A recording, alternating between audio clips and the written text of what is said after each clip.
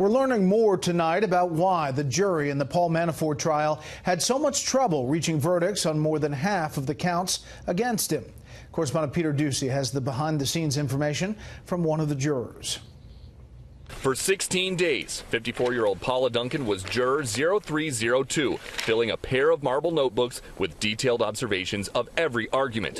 She voted for Trump in 2016, and she also voted to convict his former campaign chairman, Paul Manafort. Finding Mr. Manafort guilty was hard for me. I wanted him to be innocent. I really wanted him to be innocent, but he wasn't.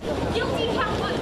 This week, Manafort was convicted on 8 counts of tax and bank fraud, and the judge declared mistrials on 10 other counts where the jury couldn't come to a consensus. But now we know they came really close. It would have been guilty on all 18 counts if not for the one female that said she had reasonable doubt. This juror's doubts appear to be geared more towards the motives of the Mueller team. It's a witch hunt to try to find Russian collusion and pin it on President Trump.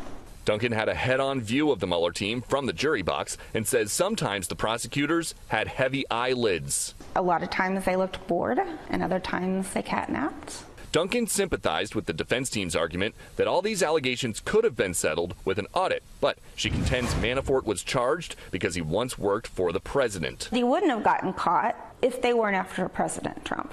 Still, the special counsel's prosecutors overwhelmed Duncan and the other jurors with evidence. The paper trail was just, there was so much of it. There were 4 full boxes of papers to go through. Those papers were apparently a lot more compelling than the Mueller team's star witness, Rick Gates, whose so-called secret life was exposed on the stand. I think he deserves a special place in hell. He was just as guilty as Paul Manafort, maybe even more. I mean, he embezzled from his employer. In the jury room, Duncan says tempers flared during the 4-day-long deliberations. There's no tears in being a juror, but there were.